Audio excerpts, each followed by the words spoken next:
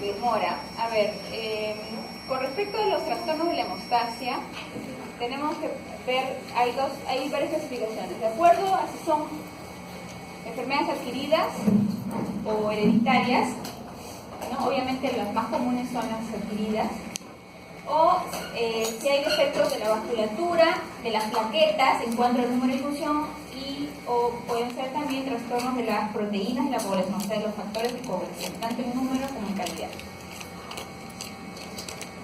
Ya, entonces, los desórdenes del comportamiento vascular pueden ser tanto hereditarios como adquiridos.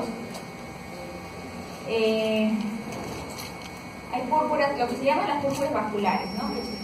Son alteraciones, digamos, de los vasos sanguíneos. Ahora, en cuanto al comportamiento plaquetario, pueden ser tanto de cantidad como calidad. O sea, hay trastornos en las plaquetas porque están disminuidas o también porque hay alteración de la función.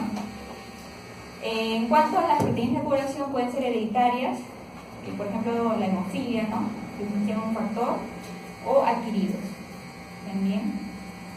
Hemos visto una paciente con mi grupo esta semana, ¿no? de una hemofilia adquirida. Y defectos de compartimientos múltiples, como pueden ser la coagulación intravascular diseminada o los síndromes primarios fibrinolíticos, que son más raros.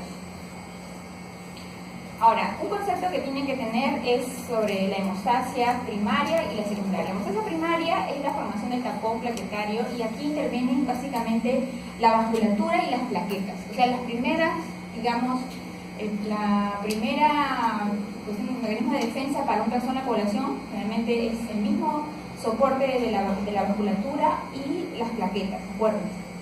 En cambio, en la hemostasia secundaria ya intervienen las proteínas de la coagulación, o sea, los factores de coagulación, ¿no? Y que van a hacer la formación del tapón de fibrina. Ahora, la hemostasia correctora puede dividirse en fases, ¿no? Primero hay una vasoconstricción, ¿no? En el área afectada, luego se forma un trombo o agregado de plaquetas, luego viene la formación de la fibrina, y por último ya se van a eliminar los depósitos de fibrina o viene ya la fibrinolisis. Solamente no es para una clase de cascada de la población, pero para mencionarle que históricamente se hablaba de una cascada de coagulación de la vía extrínseca y de la vía intrínseca, ¿no? Pero actualmente, digamos, se trata de hablar, digamos, un enfoque conjunto, ¿no? De no separar, porque es toda una, digamos, una secuencia de pasos que tienen mucha relación, ¿no? La vía extrínseca hablaba, pues, del factor tisular, el factor 7, ¿no? Y todos esos factores están dentro de la vía intrínseca, ¿no? Comenzando del factor 12. ¿no? Y toda una activación de factores, ¿no? El 11, el 9, el 10, ¿no? ¿Todo para qué? Para formar el tapón de fibrina, ¿no? Y ahí están los factores del 2 también, ¿no? Y el fibrinógeno. Ahora, para ustedes poder abordar un trastorno de coagulación, lo primero que tienen que hacer es una buena historia clínica. Yo, bueno, esto aprovecho de decirles siempre, ¿no? El paciente les dice todo. Ustedes tienen que escuchar al paciente, no solamente vean sus análisis, a ver, o lean la historia, ¿no? Pero hablen con el paciente. Y siempre ustedes saquen la historia clínica ustedes mismos, porque si se guían de otros que vinieron antes que ustedes, sea quien fuere, puede haber errores. Entonces es mejor que ustedes mismos conversen con el paciente y le expliquen cuándo empezó el problema, cómo empezó el problema, ¿no? Cuáles fueron los primeros síntomas, qué más tuvo, ¿no? Para tratar de hacer una idea, porque a veces ustedes se va a tocar, ven tantos pacientes que dicen, bueno, ya, al grano, y le comienzan, y ya, y tiene eso nada más, y ya, y después el paciente nunca le, y usted, pero no había dicho que de repente su familia tiene su hermana, su hermano, pero nadie me preguntó, ¿no? Y nadie me preguntó. Entonces, al paciente hay que preguntarle, ¿no? Todo su fondo familiar también, porque algunos pueden ser trastornos hereditarios. Entonces, es una buena historia clínica, ¿no? Una anamnesis, ya ha habido en historia de hemorragias anteriores, surgieron un problema congénito. O sea, si, por ejemplo, el paciente dice, bueno, yo siempre tengo sangrado, siempre, desde que tengo uso de razón, sangre. Tengo sangre en las encías, sangre en la nariz, a mí me cortan y no me cicatriza, sangra mucho. Historia familiar de hemorragia, también surgieron un problema congénito, porque mi mamá también tuvo, o mi hermano también tiene ese problema, ¿no? Ahora, el lugar de sangrado es otro criterio, ¿no? Si es un sangrado superficial o si es un sangrado profundo. Superficial se refiere a la piel o mucosas, generalmente hablan de un trastorno plaquetario, ¿ya? O también deficiencia de factor bombillo. En cuanto al sangrado profundo, que se da generalmente en articulaciones o músculos, generalmente se trata de un trastorno de factor de coagulación. Si ustedes ven un paciente con un hematoma en el psoas ilíaco, por ejemplo, que es un músculo grande, no van a pensar que es un trastorno plaquetario. Eso definitivamente es un trastorno de factor de coagulación. Y justo ahora en el 12C, en el Revalidati, hay una paciente que tiene un cuadro donde tiene un hematoma pues muy marcados en todo el muslo, ¿no? Que son extensos. Entonces no estoy pensando que son problemas de plaquetas. Generalmente plaquetas dan petequias, equimos pequeñas, ¿no? Sangrado de encías, ¿no? Pero no un problema tan severo, ¿no? Articulaciones o músculos. Entonces, el tipo de sangrado, si son petequias o equimosis pequeñas, pensamos que puede ser un trastorno tanto de plaquetas o de vasos. Si son equimosis grandes o hematomas profundos, trastorno de factores de coagulación. También hay que preguntar qué precipitó el sangrado, si fue espontáneo o fue lo de un trauma, ¿no? O sea, de repente no, espontáneamente sangrado, entonces ya uno está pensando que es un trastorno realmente importante. Relación temporal entre el trauma y sangrado. Si es inmediato, o sea, inmediato es una hemostasia, trastorno de hemostasia primaria. Si es tardío, ¿no? O sea, que demora, digamos, en producirse el sangrado, es más que nada parece un trastorno de hemostasia secundaria. Ahora, el control del sangrado es más efectivo en problemas de hemostasia primaria, ¿no? O sea, ustedes, por ejemplo, sangra al paciente y le comprimen, ¿no? Entonces, esperan ahí un minuto y para, es porque probablemente es un trastorno de plaquetas. En cambio, si el sangrado no para, por lo menos a pesar de que compriman todo, entonces estamos hablando de repente, más que nada, de un trastorno de hemostasia secundaria, ¿no? Los factores que sugieren trastorno adquirido, si ha tomado, por ejemplo, medicamentos, ¿no? Aspirinas, AINES, warfarina, heparina, agentes antineoplásicos, ¿no? Hay que preguntar, ¿no? De repente no les dicen, pero no, sí he estado tomando aspirina, y entonces hay pacientes que son muy sensibles a la aspirina y pueden hacer algún tipo de sangrado. Igual la warfarina, ¿no? Si he estado tomando, si he estado poniendo, ¿no? O algún agente antineoplásico. Sí. ¿Podría apagarlo? ¿Cuál puede apagar qué? Lo que pasa es que podría apagar ese teléfono, creo que ahí, no sé si ¿Ahí? hay. ¿Hola? ¿Ahí? Todo suena, ¿no? O sea, si lo tengo que totalmente apagar. Lo estoy bajando.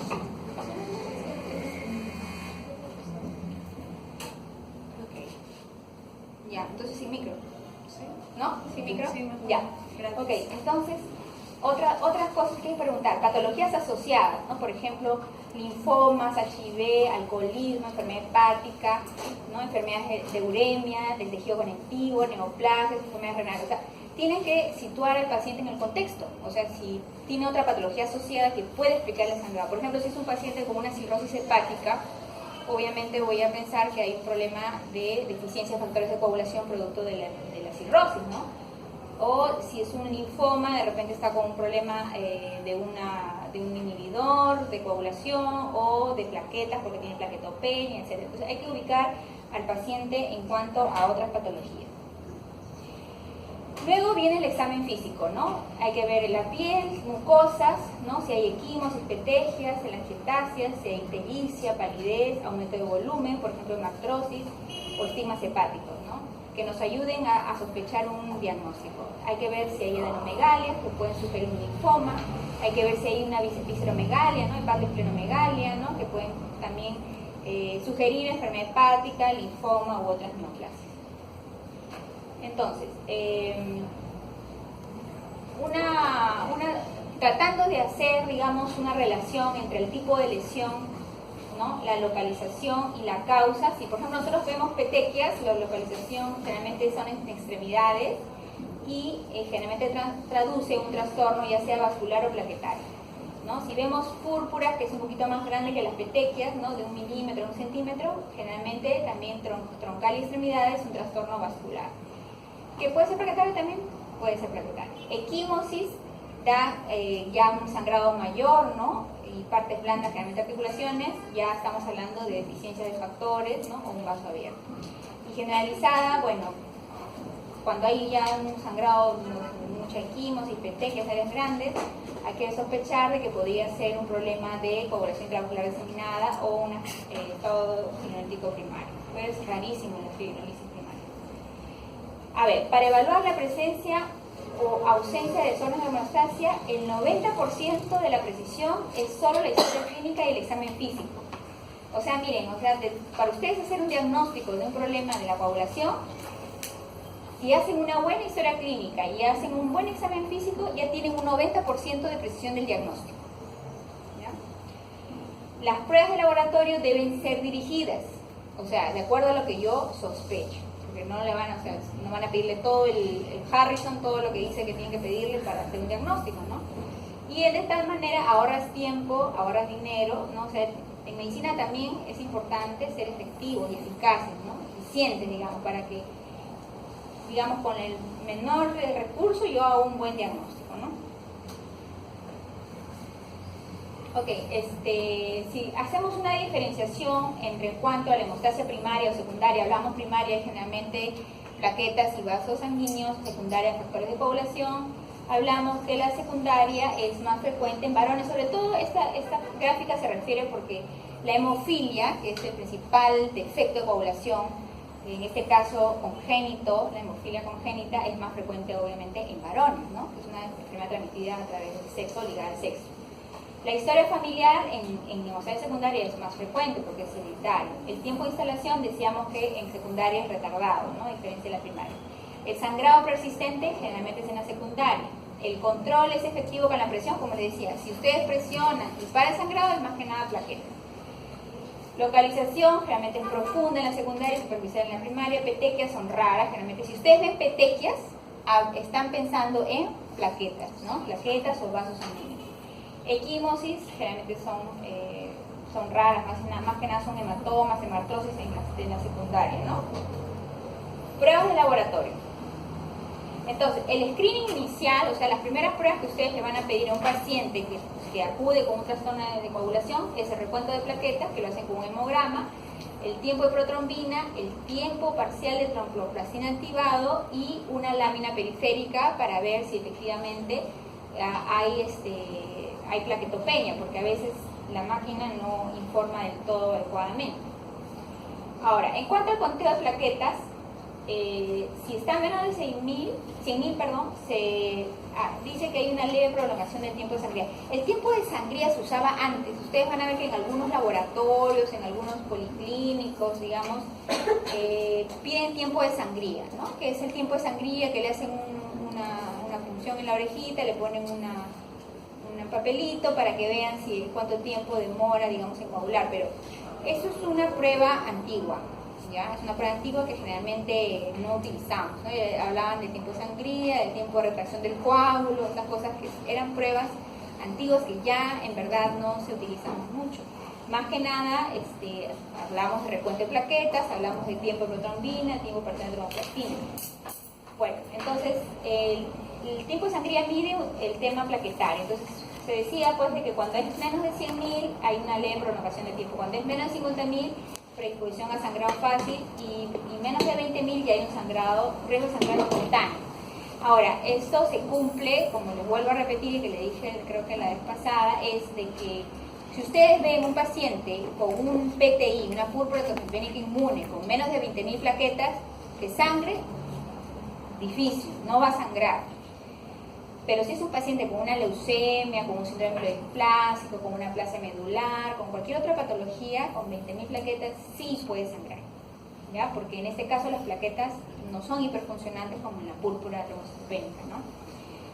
Ahora, el tiempo de protrombina lo que evalúa fundamentalmente es la vía intrínseca y está elevado en varias patologías tipo la CID, coagulación intravascular diseminada, en el uso de warfarina, en problemas hepáticos, deficiencia de vitamina K y en algunos anticoagulantes circulantes.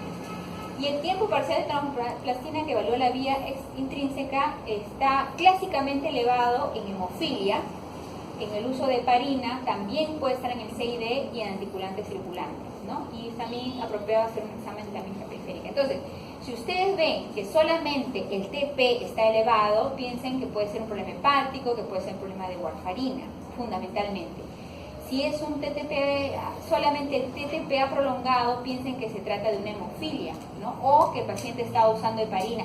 Es también frecuente a veces, por ejemplo, hacen consultas por pacientes que están en diálisis, en hemodiálisis, tienen que hacerle un procedimiento y ven le hacen un perfil y ven que el TTPA está prolongado. O a veces el TP y el TTPA, porque a veces se prolongan los dos, pero el TTPA fundamentalmente. Entonces le decimos, bueno, eso es porque está usando heparina en la diálisis. En la diálisis siempre les ponen heparina para evitar que la máquina se altere. Entonces ellos ponen heparina como una prevención de trombo y entonces sale alterado, ¿no?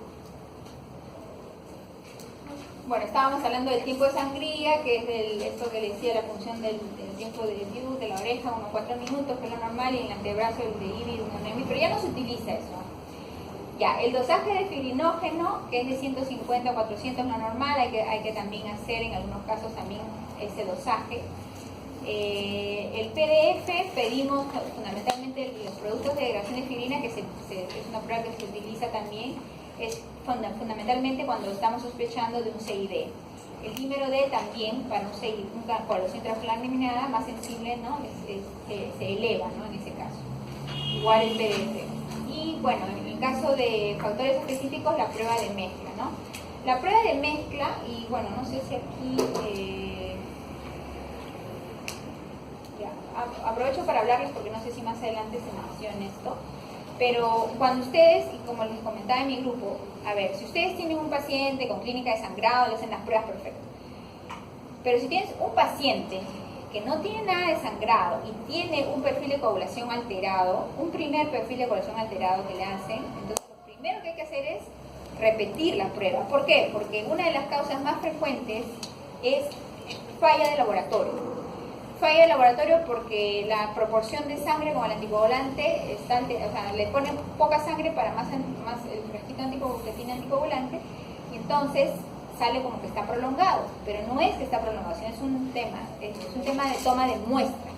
Entonces nosotros generalmente si vemos un alterado y solamente uno, decimos mejor repetimos, ¿no? Y en condiciones que sea un personal de laboratorio el que tome la muestra para poder definir si realmente hay una alteración. Una vez que realmente ya sí se repite, entonces lo que hacemos generalmente es una prueba de mezcla. ¿Para qué? Para poder ver si la alteración de la coagulación es por deficiencia de factores o por presencia de inhibidores. La deficiencia de factores se vería en el caso de que la prueba de mezcla corrija. La prueba de mezcla significa que vamos a mezclar plasma del paciente con plasma normal que tiene factores de coagulación. Y en ese caso, al juntar las dos muestras, si el TP o el TTPA se corrige, o sea, se normaliza, quiere decir que es un problema de deficiencia. En cambio, si la prueba de mezcla no corrige, porque a pesar de poner los factores en ese plasma de un control normal, entonces quiere decir que hay anticuerpos, que hay proteínas que van a destruir esos factores de coagulación y van a igualmente prolongar. Ahora, retracción del coágulo también es para evaluar plaquetas, comienza a la hora, termina en 24 horas y está alterado en pacientes que tienen trombocitopenia o algún paciente que tenga una alteración de la función plaquetaria, como puede ser la trombastenia de Glasman, que es una cuestión genética, ¿no? Que hay una deficiencia de la función, entonces no coagula a pesar de tener un número adecuado de plaquetas, aquí es una deficiencia de la función. Y también se hacía el test de torniquete, donde bueno, ahí hay problemas de vasos sanguíneos y también PTI, ¿no? Pero eso tampoco ya no se utiliza. Más que nada, como le dije al principio, TP, TTPA, fibrinógeno, plaquetas. Entonces, el trastorno de la hemostasia primaria pueden ser púrpuras vasculares, trombopáticas por falla cualitativa o trombocitopénicas por falla cualitativa. Aquí, por ejemplo, tenemos ejemplos de púrpuras vasculares en la cabeza, Geno-Schonle, que es una enfermedad donde el paciente generalmente es secundario a un problema infeccioso, a un problema bacteriano, generalmente que viene, ¿no? Y luego de eso hace pues una púrpura que generalmente es en miembros inferiores, y ustedes le hacen la plaqueta y está normal. ¿no? Entonces sospechan de una púrpura vascular de origen inflamatorio o también alérgica, ¿no? Por algunos medicamentos. Pacientes que hacen púrpuras deben gustar. No es un problema plaquetario en sí, sino es un problema de vasculitis. También el lupus puede dar púrpuras vasculares, la artritis reumatoidea, ¿no? La panarteritis o la amiloidosis, más raro, o mecánicos con costáceos. La púrpura senil es muy frecuente que a veces los pacientes vayan a consultar, pacientes mayores de edad avanzada y que aparecen pues con sus pequeñas equimosis en los brazos, ¿no? Y dicen, ahora tengo un problema de coagulación, pero ya no es un problema, sino que es la fragilidad capilar por la edad, ¿no? La púrpura senil. Púrpura del renal, que es un problema congénito. La deficiencia de vitamina C, pero en cuadros severos, el escorbuto puede dar también problemas de sangrado. Anosia tisular, las crioglobulinemias, ¿no? Son enfermedades más raras, ¿no? Son problemas, la macrobioma de Waldenström, por ejemplo, ¿no? Puede dar un problema de crioglobulinemia y dar sangrados, epíxosis generalmente. Y bueno, las enfermedades de las telangiectasias hereditarias, ¿no? Que son raras también, que a veces sangran, ¿no? Por un problema vascular. Y autorización hereditaria, que eso también es rarísimo, que nunca lo hizo. Ahora, también hay problemas de trastornos de adhesión, que son trastornos de calidad de las plaquetas. En este caso, la enfermedad de Bernard-Soulier, que es rarísimo, congénito, enfermedad de von Willebrand. La enfermedad de von Willebrand es un tipo de hemofilia donde las plaquetas, digamos, hay alteración en la función de las plaquetas. A veces inclusive los dosajes de TP, TTPA salen normales, ¿no? Y uno no puede descartar totalmente esta enfermedad porque ya hay que hacer pruebas moleculares. Sin embargo, el cuadro clínico es clásico, ¿no? Es pacientes que dicen, no, yo siempre he tenido sangrado. En el caso de mujeres, por ejemplo, siempre mis reglas son abundantes.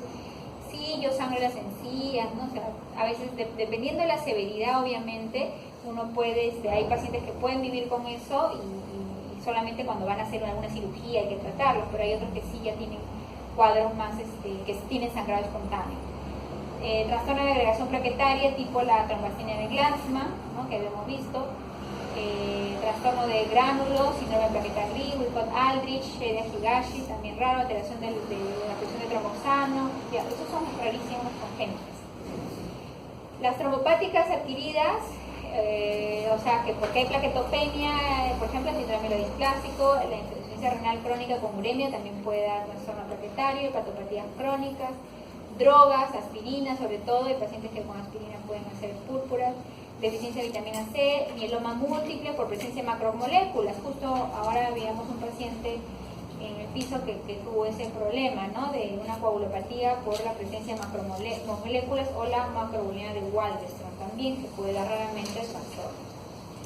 De origen central, trombocitopénicas, insuficiencias medulares, anemia Fanconi, que es un tipo de aplasia, Wickott-Aldrich, también es lo mismo, anemia plástica, ¿no? Infiltración de médula, drogas, deficiencia de vitamina, la anemia megaloblástica puede dar también un problema de plaquetopenia, deficiencia de ácido fólico, infecciones virales, el HPN y otras enfermedades.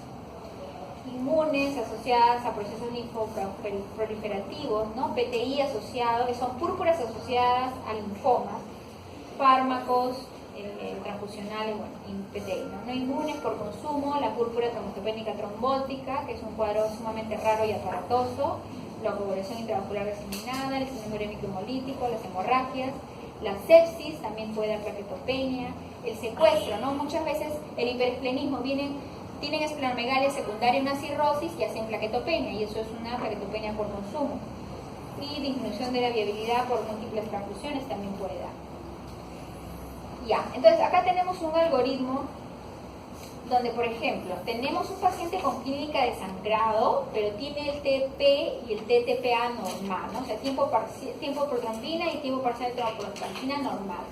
Entonces, en este caso, sí le podemos hacer un tiempo de sangría. Si está normal, sospechamos de una deficiencia del factor 13. Si está aumentado, entonces, o sea, prolongado, podemos hablar que es un tema de plaquetas.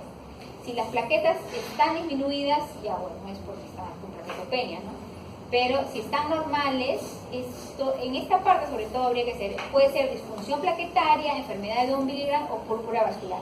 Ahora, nosotros, normalmente, no sé si hoy día hemos visto en la consulta a un paciente de este tipo, realmente nosotros ya obviamos el tipo de sangre de ese caso. Yo veo un paciente con sangrado, que tiene TTP normal, TP normal, entonces lo que procede es hacer una evaluación de plaquetas. ¿Y cómo evalúo las plaquetas? Con una agregación plaquetaria, asumiendo que, claro, el hemograma está bien, ¿no? O sea, tiene unas plaquetas en número normal. Entonces, hablamos de calidad de plaquetas, y en este caso hacemos la evaluación de agregación plaquetaria. Y lo otro es púrpuras vasculares, que ya eso ya lo sacan con historia clínica, ¿no? O sea, ver si tiene alguna otra patología asociada, un lupus, etc. Ahora, destrucción de plaquetas disminuidas ya habíamos visto, hipoproducción por infiltración o por aplasia, ¿no? O leucemias, secuestro, hipertensión, disfunción plaquetaria es la otra que puede haber, ¿no? En síndrome urémico también, ¿no? En los mieloproliferativos. En este caso también, por ejemplo, no sé si habrán visto algún paciente y si han tenido la clase de síndrome mieloproliferativo, la trombocitosis esencial es una de las enfermedades mieloproliferativas. Esa enfermedad puede dar plaquetas en 1 millón, 2 millones, ¿ya? Y curiosamente, estos pacientes a veces acuden con sangrado y dicen, pero ¿cómo es posible? Tengo 1 millón de plaquetas y tengo hematomas. Entonces, en ese caso, en estos pacientes pasa de que esas plaquetas no funcionan adecuadamente y sangran. Entonces, es una alteración de la calidad plaquetaria, ¿no? Bueno, esto ya lo habíamos visto, el test de agregación que se hace con ADP, rizocetina, colágeno, trombina, epinefrina, y este es para evaluar sobre todo función, ¿no? Bueno, esto de acá, eso es muy especializado, eso no vamos a hacer. Trastorno de hemostasia congénita, hemostasia secundaria, alteraciones congénitas, la hemofilia, como habíamos dicho, hemofilia tipo A, B. ¿Han tenido aparte de una clase de hemofilia? No. La hemofilia A es la deficiencia del factor 8, ¿no? La hemofilia B es la deficiencia del factor 9. Y esto es un trastorno congénito, ¿no? Ligado al sexo, ¿ok? La enfermedad de von Willebrand también es un trastorno congénito, más frecuente en mujeres, pero puede estar también para afibrinogenemia, hipotrombinemia, rarísima. Lo más frecuente es hemofilia y en von Willebrand. En adquiridas, deficiencia de vitamina K, hepatopatía, ¿no? Cirrosis. Consumo excesivo con coagulación intravascular. Inhibidores por fármacos o por anticuerpos contra factores tipo inhibidores de factor o anticoagulante lúpico. Muy bien, entonces tenemos el TTP aumentado, lo que decíamos, solamente el TTP aumentado, el TP normal. Entonces, adquiridas pensamos en heparina, hay que preguntar si ha usado heparina, si ha estado en diálisis, ¿no? De repente, inhibidores de factor, que es más raro, inhibidores de factor es un trastorno adquirido, hemofilia adquirida por presencia de inhibidores generalmente asociado a cáncer, y también puede haber del factor 5, factor 9, que son raros.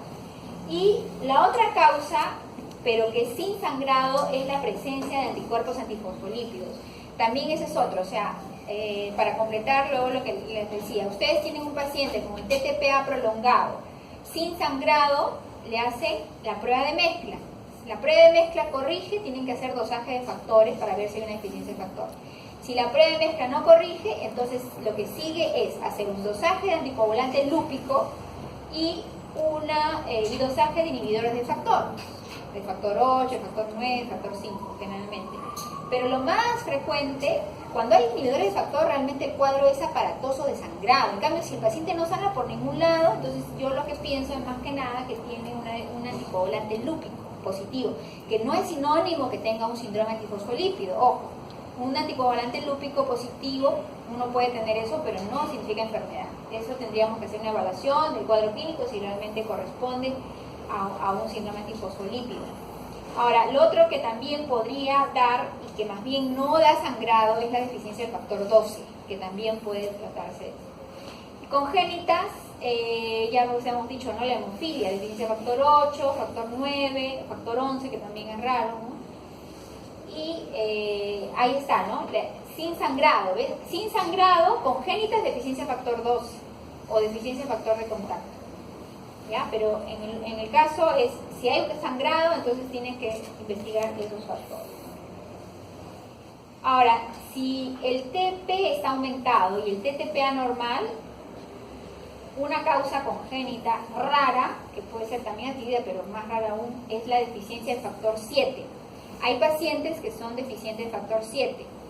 Eso es rarísimo y la verdad que si toca a ese paciente es raro y es fatal porque solamente va a responder a la aplicación de factor 7.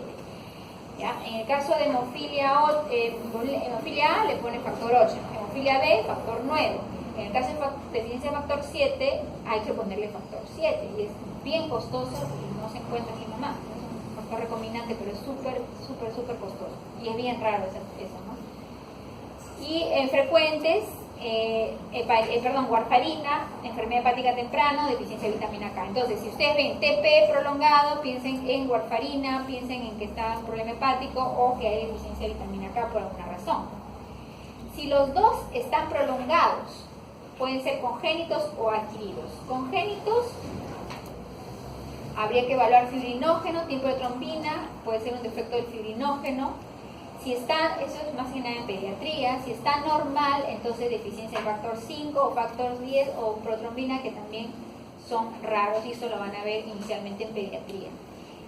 Adquiridos también, si está alterado, fibrinógeno, hay que pensar en C y D, en enfermedad hepática severa, y uso de heparina más raro en dosis muy altas, ¿no?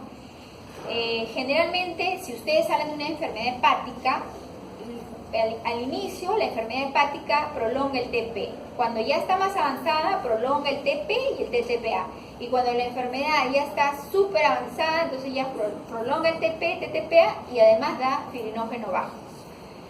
Ahora, si ustedes ven un paciente con TP, TTPA prolongado y fibrinógeno bajo y está sangrando, tienen que descartar C y D. En este caso, lo que tienen que hacer es pedirle un hemograma para ver si las plaquetas están bajas, porque si tienen plaquetas bajas, TP, TTP prolongado, C y D, fibrinógeno bajo, y dímero D alto o PDF alto, C y D, coagulación intravascular diseminada. Y si está normal, bueno, ya hemos dicho, la warfarina también prolonga el TP inicialmente y en algunos casos puede prolongar cuando están dosis muy altas el TTPA. ¿No? Y acá está la evaluación del TP y el TTPA en cuanto a si está prolongado uno de ellos o los dos y en cuanto a si son problemas hereditarios o problemas adquiridos. Este es el resumen de lo que le he mencionado anteriormente. Igual acá, ¿no? Evalúan tiempo de sangría, número de plaquetas, TP, TTPA y de acuerdo a eso ven la etiología, ¿no? Y ahí están los principales factores, ¿no? Por ejemplo, en la plaquetopenia, lo que va a estar normal del TP-TTPA, lo que va a haber es el tiempo de sangría aumentado y las plaquetas disminuidas, ¿cierto? En Boll-Willebrand, el tiempo de sangría, como es una deficiencia de función plaquetaria, aumenta el tiempo de sangría y el resto va a estar normal. Alterado a veces el TTPA si es que es muy severa. En difusión plaquetaria todo va a estar normal, excepto el tiempo de sangría, ¿no? Que fue por un problema de función plaquetaria. En la hemofilia lo que va a estar aumentado es el TTPA, habíamos dicho. En el factor 7 lo que va a estar alterado es el TP, pero deficiencia de factor 7 es raro y es congénito y eso también tendrían que verlo de un inicio, ¿no? A menos que sea una hemofilia adquirida de factor 7, que también puede ser, pero es raro. En la enfermedad hepática el TP generalmente es lo que aumenta inicialmente y luego el TTPA, ¿no? En el CID todo está aumentado. Hemofilia A, deficiencia factor 9 y enfermedad von Willebrand. Bueno, hemofilia A es factor 8, factor 9, hemofilia B, enfermedad von Willebrand. Acá el tema es bueno, a ver, ¿cuáles son las diferencias? La herencia son congénitas, pero la hemofilia A y B son ligadas al sexo. En von Willebrand es dominante, ¿no? Autosómica dominante. Topografía de las hemorragias. Generalmente es más severa en la hemofilia A y B. Las plaquetas son normales en todas. El tiempo de sangría está prolongado en el von Willebrand, acuérdense, porque es un problema también de agregación plaquetaria. El tiempo de protrombina está normal en todas. El tiempo de protrombina está prolongado de todas maneras en hemofilia A y B y en El von Willebrand puede estar prolongado o a veces incluso normal y por eso es difícil el diagnóstico. El factor 8 es el que va a estar disminuido en la hemofilia A, el factor 9 en la hemofilia B, y en el caso de von Willebrand el factor 8 podría estar también disminuido. No siempre, pero podría estar disminuido. Y la agregación plaquetaria es la que está disminuida fundamentalmente. Y acá hablamos un poquito de hemofilia, ¿no? Deficiencia del factor 8, factor 9, de hemofilia A y B, ¿no? Ay, se me pegó el...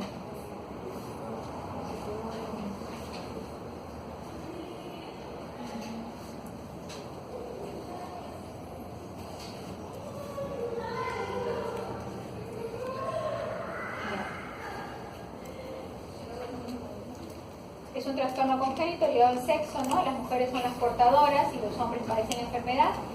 Si el factor está disminuido en menos de 1%, es severa. Si está entre 1 y 5%, moderada. Y si el factor está entre 66 y 40%, es leve, ¿no? Entonces la persona con hemofilia no va a detener la hemorragia con el tapón inicial que se forma, ¿no?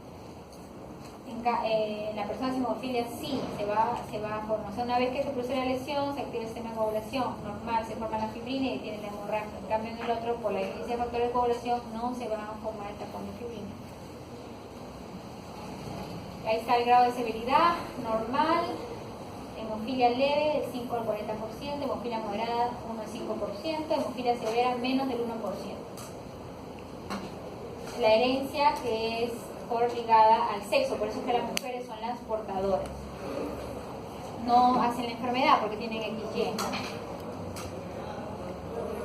Hombre sano, mujer portadora, si tiene hijo varón que puede ser sano y otro puede ser hemofílico, hombre hemofílico y mujer sana, entonces puede dar lugar a mujer portadora, hombre hemofílico y mujer portadora, entonces sí puede dar inclusive una paciente hemofílica en el caso de mujer, porque podría ser, ¿no? En ese caso raro, pero se puede dar. Aquí está el diagnóstico diferencial de la hemofilia con respecto a lo que es el TP, el TTPA, los síntomas, ¿no? Von Willebrand, anticoagulante lúpico, ya hemos comentado, la heparina, eso ya lo hemos comentado, todo eso está para revisar.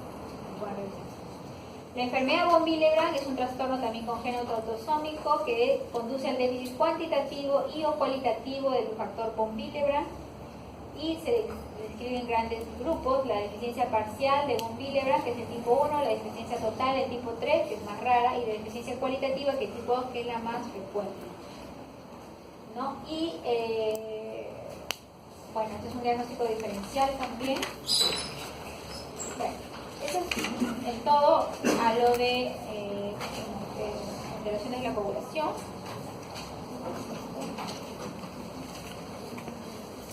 Y quería dejarles un poco, como hemos hablado de CID, y creo que, no sé si te les toca CID en algún momento, en cursito, ¿no? En cursito les toca, ¿no? Entonces, solamente para decirles, no vamos a ampliar en esto, el CID es una enfermedad de una coagulopatía diseminada, ¿no? Una coagulación intraocular diseminada, que es muy severa y tiene una alta mortalidad, ¿no? O sea, un paciente con un CID es algo muy grave, ¿no? Es una cosa muy severa y tenemos que actuar rápidamente, ¿no? Ahora, aquí lo más importante es determinar la causa del CID, ¿ya? La causa, ¿por qué está haciendo CID? Una vez hecho el diagnóstico, obviamente, ¿no? Pero, ¿por qué? Porque la idea es que tratando la causa podemos controlar el CID, ¿no? Es una activación intravascular de la coagulación y se puede originar de y causar daño a la microvasculatura y puede dar disfunción de órganos. Siempre hay una enfermedad que es lo que está causando, ¿no? Y puede dar sangrado y trombosis, ¿no? O sea, tanto sangrado y tanto trombosis, ¿no? Consumo de plaquetas y factores de coagulación, trombocitopenia, deficiencia de factores, sangrado. Y esto también da una activación de la coagulación y hay un depósito de fibrina incrementado y hay una obstrucción de la microvasculatura y da falla orgánica, ¿no? Trombo hemorrágico, ¿no? O sea, hay pacientes que tienen un cuadro clínico más sugestivo de trombosis y otro más sugestivo de hemorragia. Estos son los criterios, pero ya. Lo que quiero decirles aquí, ¿cuáles son las causas posibles, ¿no? Sepsis a la cabeza, shock séptico, traumas, ¿no? Politraumatizados, pancreatitis, cáncer. A veces vemos pacientes con cáncer, enfermedades mieloproliferativas, linfomas, calamidades obstétricas tipo aborto placental, cuando son problemas, digamos, ginecológicos, falla hepática severa y, bueno, otras cosas más raras, ¿no? Trasplante, transfusiones, bueno. Pero generalmente lo van a ver más frecuentemente asociado a shock séptico. Es un paciente que ustedes ven que está con una sepsis y que ven que su TP, TTPA, fibrinogen bajo, plaquetas bajas, tienen que sospechar que está haciendo un CID. O a veces pacientes con cáncer, ¿no? También comienzan a hacer estos problemas, entonces sospechen de un CID, ¿no? Sepsis, 30-50%, enfermedades negativos, traumas, cáncer, que también puede dar, la promielocítica es una de las leucemias que da ese problema, complicaciones obstétricas, ¿no? También, desórdenes vasculares, hemangiomas gigantes, pero es más raro. Manifestaciones clínicas, hay evidencias clínicas de trombosis y hemorragia, trombosis de vasos pequeños, disfunción cardíaca, ¿no? Etcétera, ¿no? Es todo un cuadro aparatoso. Y el diagnóstico lo van a hacer con el recuento plaquetario, el TP, TTPA prolongado, el fibrinógeno bajo y los depósitos de fibrina aumentado, PDFs o dímero D aumentado, ¿no? En este caso, bueno, son depósitos de fibrina y acá hay también asociado a estos hematíes que están rotos, ¿no? El tratamiento de la piedra angular es la causa. Se puede usar anticoagulación, aunque hay que ver si está el problema más asociado al sangrado, hay que transfundir. Si el problema es más asociado a trombosis, hay que anticoagular, ¿no? Se puede usar heparina. ¿Ya? Entonces, eso es para que recuerden, este es un problema que tienen que estar al tanto. ¿Ya? Y menos. Con respecto a los criterios de diagnóstico de la CID, ¿es necesario partir del puntaje de 6 puntos? Mira, cuando tú tienes un cuadro clínico sugestivo, o sea, que tiene que cumplir, que tiene el TP, TTPA prolongado, fibrinogen bajo, plaquetopenia. Eso ya te hace sospechar de un CID, de todas maneras. Y le puedes pedir un dímero D, que es generalmente elevado, pero es un criterio menor, digamos, ¿no? El PDF generalmente elevado. Pero lo que ustedes tienen, TP, ahora que no tenga uno de esos, no, tiene que tener esos cuatro. TP, TT prolongado, fibrinogen bajo y plaquetas bajas. Tiene que tener, si no, no es. Ya. Con respecto a la trombosis, vamos a ver cuánto tiempo tenemos. Yo les voy a dejar de manera las charlas, son 4:20, ¿no? ¿Hasta qué hora tienen tiempo? 4:30. ¿Ah? ¿Hasta qué hora es la clase?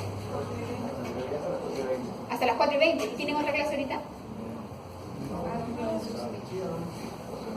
No me voy a quedar acá no me voy a quedar muy pero quiero saber si ahorita tienen una clase. No, unos 10 minutos. Ya. Ok. Entonces, la presencia de un trombo que está asociado pues, a fibrina, plaquetas y hematíes, ¿no? Es la trombosis, acompaña lo que se conoce como una trombosis venosa o tromboflebitis.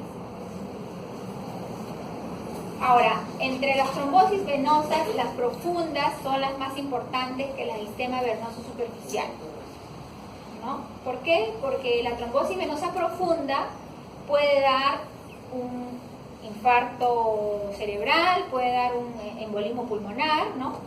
Entonces eso es lo que generalmente se trata. La superficial, bueno, no hay mucho riesgo, ¿no? Ahora, las trombosis venosas profundas generalmente se producen en las extremidades, ¿no? Debajo de la rodilla. Hay veces que se puede haber recanalización, o sea que el trombo desaparece, pero en algunos casos no. Y cuando hay una trombosis, si el tratamiento no es adecuado inicialmente, ya hay una lesión permanente de las válvulas de las venas. O sea, ustedes van a ver un paciente con una trombosis en una pierna, por ejemplo, no se trata adecuadamente o es una trombosis muy masiva, esas venas van a alterarse las válvulas y entonces ya se va a quedar hinchado esa extremidad, no va a volver a su estatus anterior, y es lo que hablamos de un síndrome postrombótico. El paciente viene y dice, uy doctora, yo tuve hace un año una trombosis, pero mi pierna sigue hinchada, me duele, camino y me duele, entonces le hacemos la ecografía, no hay ninguna trombosis. No señor, usted no tiene trombosis. Sí, pero me siento como que todavía tuviera, pero en realidad lo que estamos hablando es de un síndrome postrombótico. ¿Y por qué se da eso? Porque las venas ya han sido alteradas, ha habido un daño de las válvulas venosas y entonces ya no hay retorno de la sangre. Entonces en este caso el manejo es súper difícil y hay que tratar de tranquilizar al paciente porque realmente cura con esto no hay. Simplemente es medidas de evitar el sobrepeso, evitar cargar demasiado peso, estar demasiado tiempo parado, tratar de tener su pierna en alto, usar medias compresivas para varices, pero no hay un tratamiento realmente muy efectivo. Los trombos proximales presentan mayor riesgo de producir tromboembolismo pulmonar. Y bueno, esas son estimaciones de Estados Unidos. Esto simplemente como dato. Existe un fracaso, se supone que para una trombosis entre los factores trombogénicos y antitrombóticos protectores, ¿no? Alteración de las células endoteliales, o sea, del vaso sanguíneo, activación de las plaquetas y activación de los factores de la coagulación, inhibición de la fibrinolisis. Y esta es la famosa triada de Virchow, que es entre la éstasis venosa, los componentes de la sangre alterado y la pared vascular, son los tres factores que van a producir pues una trombosis, ¿no? Tiene que haber entonces estos tres componentes. Y obviamente si hay una lesión en la pared vascular, si hay un fenómeno de hipercoagulabilidad por los componentes de la sangre o si hay una disminución de la circulación de la sangre.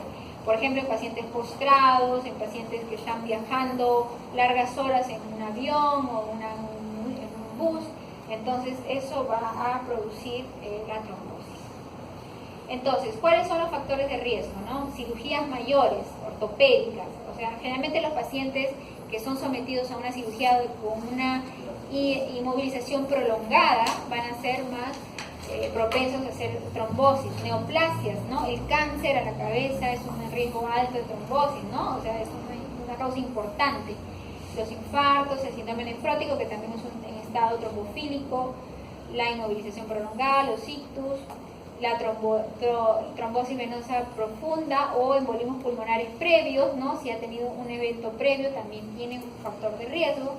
El embarazo y el posparto es muy frecuente también en pacientes gestantes que hacen trombosis, ¿no? Porque la gestación es un estado trombofílico, incluso posparto. La anticoncepción oral también, ¿no? Por hormonas esteroideas, alteraciones congénitas o adquiridas que produzcan hipercoagulabilidad. Y la edad también, ¿no? A partir de los 40 aumenta el riesgo. La insuficiencia venosa periférica, la presencia de varices, ¿no? A mayor número de factores incrementa el riesgo de trombosis. Ahora, la clínica de las trombosis suelen ser, bueno, las distales asintomáticas, pero los síntomas son dolor, edema, calor, rubor. Signos de inflamación, ¿no? Un paciente que ustedes ven con un problema de una extremidad que está edemantosa, que está caliente, que está roja, que duele, entonces sospechen fundamentalmente de un cuadro de trombosis. A veces puede haber circulación colateral o cordón venoso palpable y el famoso signo de Homans, que el signo de Homans es cuando ustedes en la pantorrilla aprietan y entonces hay un dolor intenso, ¿no? Un dolor localizado, ¿no? Por la flexión dorsal o también hallándose en extensión, pero generalmente hacemos la palpación de la pantorrilla y entonces hay un dolor exquisito. Ahora, si hay una sospecha de trombosis, derivación de tratamiento urgente, inicio de heparina de bajo peso en el caso que no tengan en ese momento, o sea, iniciar el tratamiento antes de ese diagnóstico si hay una sospecha alta, ¿no? Pero lo que viene es que hay que hacer un ecodoppler un ecodoppler que si es positivo, bueno, hay que darle anticoagulante, si es negativo hay que valorar de acuerdo al riesgo, o sea, la probabilidad que tenga y posiblemente repetir. Y en el caso dudoso inclusive puede hacerse una flebografía, ¿no? Que es con sustancia de contraste, pero que usualmente no se hace. Ahora acá en esto no se ha puesto, pero una cosa importante que acá está es el dímero D. O sea, si ustedes tienen la sospecha clínica, hacen una ecografía Doppler. Si la ecografía Doppler y tienen una otra sospecha, pueden hacer una venografía, pero el dímero D es otro de las pruebas que es importante hacerla porque rápidamente puede excluirte. El dímero D negativo excluye trombosis. O sea, si usted es un paciente que estás en la duda, mira, está hinchada la pierna, pero no, de repente no le duele mucho, de repente no. Entonces, dímero D negativo, totalmente descartado. Ya ni siquiera tienen que hacerle ecodoppler. Pero si el dímero D es positivo, no sabe. Entonces, tienen que hacer ecodoppler para salir de dudas. La tomografía de resonancia no sirve para trombosis. En caso de tromboembolismo pulmonar, bueno, en las tomografías, sobre todo con contraste en geografía, sí podrían ver trombosis, ¿no? Y ahí ya se hace ya una prueba especial que sospecha, si están sospechando de tromboembolismo, hacer un test de ventilación-perfusión, sobre todo. Pero de primera instancia, si ustedes sospechan un tromboembolismo pulmonar, lo primero que, como es una cosa tan severa, ¿no? Porque estaba paciente con oxígeno y todo, es iniciar el tratamiento anticoagulante. Ante la duda se inicia, ¿ya? O sea, ustedes, si tienen una trombosis masiva, un cuadro clínico de trombosis, inician anticoagulación, después harán la prueba confirmatoria. ¿Qué pasa si en la prueba confirmatoria sale todo negativo? Ok, le suspenden, ¿no? Pero esto es muy grave, ¿no? La tromboembolismo pulmonar también, o sea, das anticoagulante y ya luego le haces los test, ¿no? El dímero D, la tomografía, ¿no? Con un angioten que se llama, que es con contraste, y el test de ventilación-perfusión ideal, pero que no en todos los hospitales lo hacen. Doctora, ¿de qué depende el grado de probabilidad de que sufra una trombosis venosa profunda? ¿A eso te refieres? Sí, De acuerdo a los factores de riesgo, ¿no?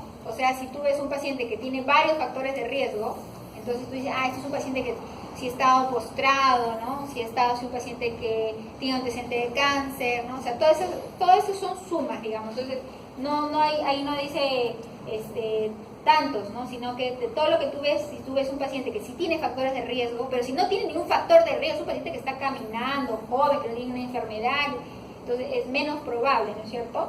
Entonces, a eso se refiere. Ahora,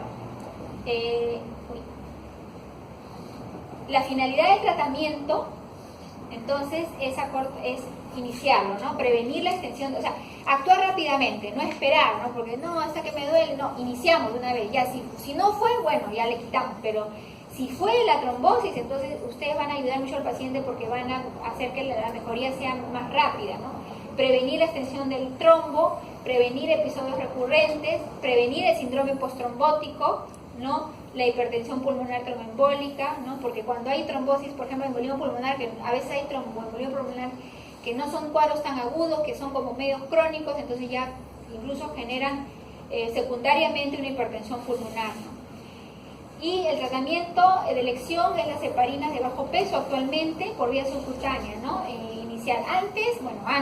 Antes, te digo, todavía yo usábamos la heparina no fraccionada, que es la heparina que cuesta muy barato, que son unas ampollitas que vienen de 25.000 unidades, y eso utilizábamos inicialmente a un paciente y se tenía que poner en bomba de infusión y con recuento de TTPA cada 4 horas para ver la dosis y toda una jarana, ¿no? Ese paciente sangrando. A raíz de la aparición de las heparinas de bajo peso molecular ya la cosa es más fácil, porque uno ya simplemente calcula según el peso del paciente, ¿no? La dosis plena de anticoagulación es 1 miligramo en enoxaparina, que es lo que más se utiliza porque es lo que más disponemos, 1 miligramo por kilo de peso cada 12 horas, subcutánea. El único problema es cuando el paciente tiene un problema de insuficiencia renal, por ejemplo, ¿no? O tiene una depuración de creatinina menos de 30, donde no es ideal usarlo porque como se depura renalmente puede acumularse y no hay una prueba que te vaya a decir si estás bien o no con la dosis, entonces se prefiere no usar. En esos casos de insuficiencia renal sería el único caso que nosotros preferiríamos utilizar la heparina no fraccionada. Ahí está. Entonces, endovenosos subcutáneos, la heparina no fraccionada, y las heparinas de bajo peso molecular, ¿no? La acción antitrombótica es la inhibición de la actividad antitrombina en el factor 10A uniéndose mediante un polisacárido, ¿no? Entonces es a nivel del 10A donde actúan las heparinas de bajo peso molecular. Dado que se excretan por vía renal, se sustituyen, como decían, heparina no fraccionada en pacientes con insuficiencia renal. La duración del tratamiento es 7 a 10 días con anticoagulantes orales y monitorización es con el TTPA en el caso de heparina no fraccionada. Ya, la duración del tratamiento. A ver, la duración del tratamiento de una trombosis, inicialmente con heparina, ustedes lo pueden calcular para una semana, pero pueden haber pacientes que pueden ir más. Lo importante es que una vez hecho el diagnóstico confirmado, ustedes ya están con su heparina, pueden empezar paralelamente los anticoagulantes orales, que lo que usamos generalmente es la warfarina. Entonces, una vez que la warfarina llega a la dosis terapéutica, que es a 2, ¿no? Mínima 2 de INR, entonces ahí ya le suspenden la heparina no fraccionada. En el caso de usar heparina no fraccionada, se puede monitorizar en bomba de infusión el TTPA, donde tiene que estar 1.5 a 2 veces el control, ¿no? Pero en caso de heparina no fraccionada no hay forma de monitorizar. O sea, no hay una prueba de laboratorio que te vaya a decir estás bien o no con la dosis, simplemente es por kilo de peso. Ahora, complicaciones, contraindicaciones, trombocitopenia inducida por heparina. Bueno, hay casos raros, pero sucede en pacientes que ustedes le aplican la heparina y hacen plaquetopenia, ¿no? Ese es un efecto adverso, pero que es muy raro y que en este caso habría que suspender y cambiar a otra heparina, pero que no es de este tipo, sino que es el fondaparinos, que tampoco nos disponemos, ¿verdad? Que está frito ahí. Hipersensibilidad, también hemorragias en el caso del sangrado, ¿no? Si es que es la dosis muy alta, ¿no? Y entonces a nivel de el factor 10A es lo que estábamos hablando de las heparinas de bajo peso molecular. Ya, esas son anteparina, dalteparina, enoxaparina, bueno, hay varias, pero realmente la que utilizamos en el país es enoxaparina, y en algunos casos usan el fondaparinos, que es rarísimo, pero bueno, en el caso de hacer alergia a la heparina, ¿cómo se llama? La trombocitopenia inducida. Anticoagulantes orales antagonizan factores vitamínico K, inhiben la carboxilación de los factores 2, 7, 9 y 10, proteína C y S, alcanzan su acción terapéutica a las 48 y 72 horas. Estamos hablando de la warfarina, ¿ya? La warfarina o los cumarínicos, que también lo dicen en otros lados, ¿no? Hemorragias es la complicación más frecuente, ¿no? No se puede dar en gestación, ojo, la warfarina tiene que suspenderse si el paciente o la paciente está gestando. Pueden haber interacciones medicamentosas, por eso es que se tiene que dar con precaución, sobre todo si se le agrega algún otro medicamento. Y la monitorización es del INR, que es la prueba que se hace para poder establecer si la dosis que estamos dando de la warfarina es adecuada o no. A ver, ¿cuál es el inconveniente? O sea, la warfarina es un buen anticoagulante oral. Ojo que a veces, de repente ustedes preguntan, ustedes están estudiando medicina, y entonces ahora hay mucha propaganda con los nuevos anticoagulantes orales, que son el rivaroxaban, ¿no? O sea, ahora vamos a mencionar, que son costosos, que todavía recién los estamos aprendiendo a manejar, en verdad les digo como hematóloga, o sea, recién estamos aprendiendo a manejar estos medicamentos. La warfarina, en cambio, la conocemos al revés y al derecho, porque tanto tiempo que lo venimos usando ya sabemos. Entonces, en la warfarina es un medicamento, digamos, barato, y el único problema que el paciente a veces tiene es que tiene que hacerse el dosaje de INR. Entonces, al inicio es frecuente, pero después ya uno puede hacerlo mensual, cada 2 meses. Si es que no hay variaciones, no tendría por qué cambiar la dosis. Y el riesgo de sangrado hay en los dos casos, o sea que con la warfarina puede sangrar y con el otro no, mentira, porque con el otro también puede sangrar, y además con el otro a veces no sabemos si estamos en la dosis adecuada, y de repente la dosis es subóptima, y entonces hacen trombosis. En cambio en la warfarina, si la dosis está baja, sale INR abajo y definitivamente sabemos que estamos subanticoagulando y hay que aumentar la dosis. Estos son los nuevos anticoagulantes orales, el rivaroxaban, que son inhibidores selectivos directos del factor 10A, no van a inhibir a los otros, a trombina u otros factores. La dosis 10 miligramos al día, es de una administración una vez al día. Pero bueno, hay otros que son inhibidores directos, el cimelatran, que no tenemos, tienen unas complicaciones. Ahora, la trombosis, le decía, tiene que estar, la duración de la anticoagulación es de 3 a 6 meses. Antes decían 6 meses, ahora dicen 3 meses, han bajado un poco, pero por lo menos 3 meses, ¿ya? Asociado a un factor de riesgo. Por ejemplo, si es un paciente que ha sido sometido a una cirugía o a hormonas, qué sé yo, 3 meses se suspende, y como no tiene más ese factor de riesgo, porque obviamente ya vamos a decir que no tiene que tener, o sea, no va a ser sometido nuevamente a un factor de riesgo como esos, entonces se corta. Si es un primer episodio de trombosis sin factor de riesgo, se recomienda 6 meses. Pero si es un factor de riesgo permanente, porque ya hemos descubierto que tiene una trombofilia, entonces es anticoagulación de por vida, ¿no? Por ejemplo, si es un paciente que tiene una deficiencia de proteína C, ¿no? Si es una trombosis recurrente, también se recomienda en general que sea indefinida, la verdad, ¿no? Porque ya se ve que hace trombosis, a pesar de no tener una causa aparente, ¿no? Sangrado activo en anticoagulación, hay que descontinuar el tratamiento. Si se está usando warfarina, vitamina K se puede utilizar, o plasma fresco congelado, o los dos. Mejor inclusive es el plasma fresco inicialmente, ¿no? Contiene todos los factores de coagulación. El complejo protrombínico, que es un medicamento, que es un frasquito, ¿no? Se prepara en forma recombinante, es el factor 9 complejo con factores de vitamina K, también se puede utilizar en situaciones donde se tiene que revertir rápidamente. Por ejemplo, un paciente que va a ser operado o que tiene tomaba warfarina, hace un traumatismo encefalocraneano, está con un hematoma subdural, tiene que operarlo y obviamente está bajo los efectos de la warfarina, entonces en ese caso revierto rápidamente con el complejo protrombínico.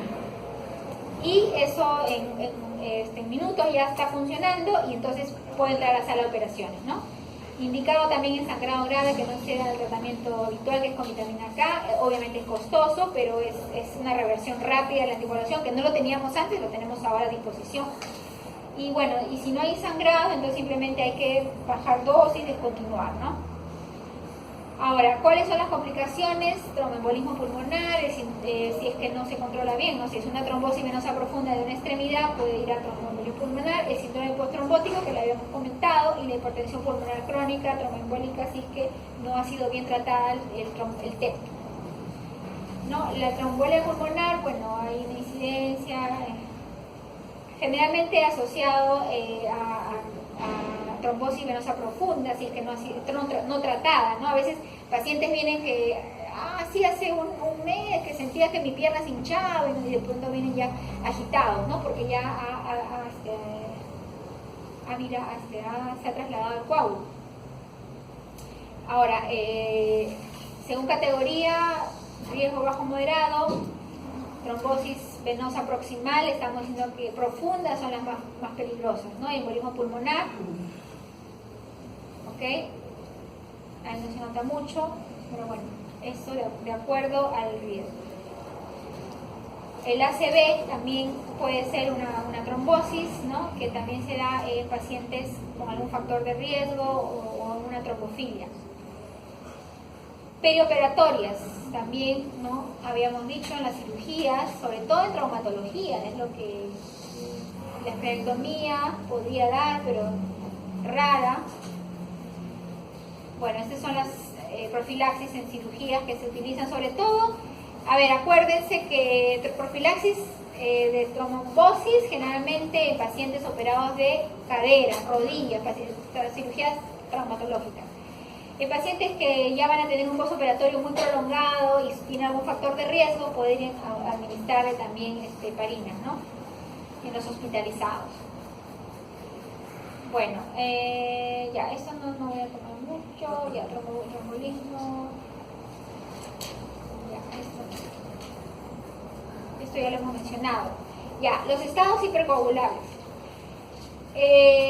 Son las trombofilias, ¿no? Las trombofilias que se tienen que hacer el estudio, por ejemplo, desórdenes hereditarios, resistencia a la proteína C activada, factor 5 de Leiden, mutación de la protrombina, disfenogenemia, defectos plaquetarios, ¿no? Otros, deficiencia de antitrombina 3, deficiencia de proteína S, deficiencia de proteína C, la hiperhomocisteínemia, deficiencia de plasminógeno.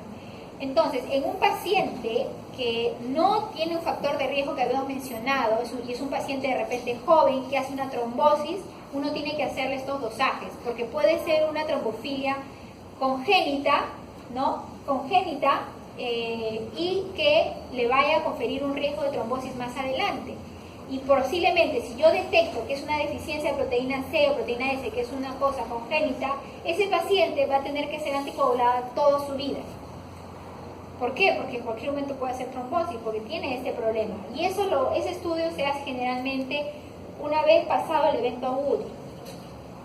También el síndrome antifosfolípido es una trombofilia, ¿no? Ahí tiene que hacer dosaje anticoagulante, anticardiolipinas, ¿no? Hay que buscar neoplasias, un paciente con una trombosis que no se sabe por qué. O sea, si ustedes encuentran una causa de una trombosis porque ha sido operado de una cadera, porque ha estado postrado, porque viene de un viaje largo, o porque tienen un factor de riesgo que hemos mencionado previo, ok. Pero si no, entonces hay que buscarle cáncer, hay que buscarle trombofilia congénita, ¿no? HPN, que es otra de las cosas que, ¿no? La hemorragia prostática nocturna. De repente tiene las plaquetas elevadas, podría ser un síndrome proliferativo, ¿no? Hay otros que ya, bueno, embarazo, emolición, traumatismo, ¿no? Pues cirugía de avanzado, uso de estrógeno, y esos son ya,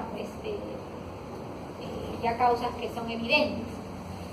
Otras condiciones asociadas a inhibidores, diabetes, hipertensión trombótica, infarto, malignidad, embolismo y TBP, bueno, esclerodermia. Desórdenes adquiridos, el síndrome antifosfolípido, ¿no? Que eso lo han visto algo anteriormente, ¿no? Incluye pues el anticuerpo anticoagulante lúpico y anticardiolipina, puede dar trombosis arterial y venosa, produce pérdidas fetales, produce trombocitopenia, puede ser primario o secundario, y la presencia del anticuerpo no necesariamente tiene manifestaciones clínicas, ¿no? Bueno, esos son los estudios que se hacen.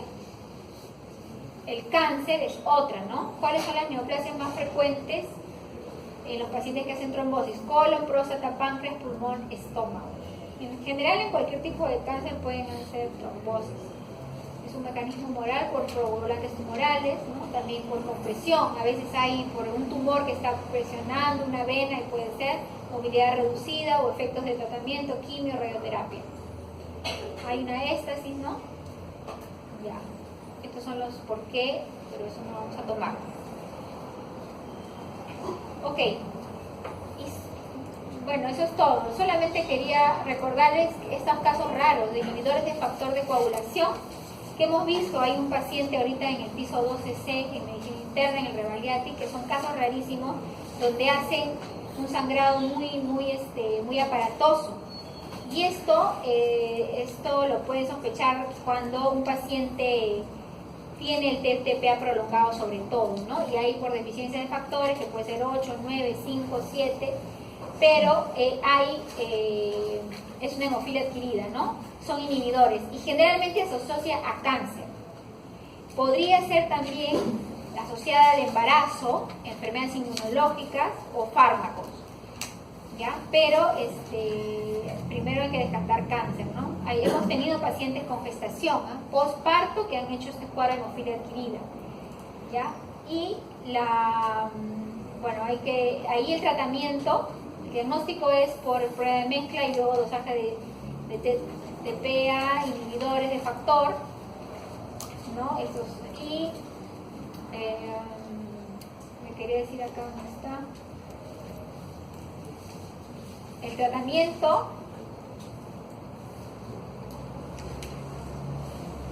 tratamiento es con prednisona o ciclofosfamida y rituximab también se utiliza, ¿no? O sea, la idea es, como tiene proteínas inhibidoras, hay que darle un tratamiento inmunosupresor. Y en el sangrado abundante, lo que pueden darle es factores bypassiantes, que pueden ser el FEIBA o el factor 7 también, ¿no? Que pueden darle también para eso, ¿no? Y esto sí lo quieren también. Bueno, entonces, un poco largo y encima hemos tenido problemas de esto. No sé si hay alguna pregunta. Les dejo acá las charlas. Yo lo que voy a preguntar es lo que se ha conversado, ¿no? Las preguntas no van a ser difíciles. ¿Cómo hago para guardarlo esto?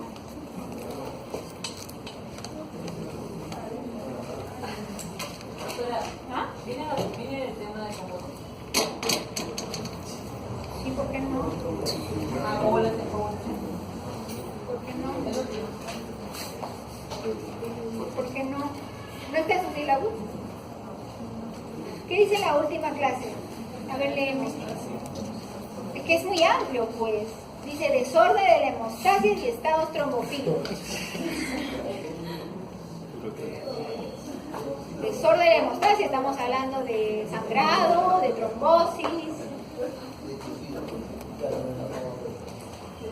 Pero conceptos básicos de hematología no se pueden ir ustedes sin saber, pues. O sea, lo que yo estoy hablando, no sé si lo que he hablado han conversado antes, algo han conversado, algo han leído, o no, no sé. Ya, entonces a ver chicos, ¿cómo hago para grabarles acá en su computadora? Guardar como desktop.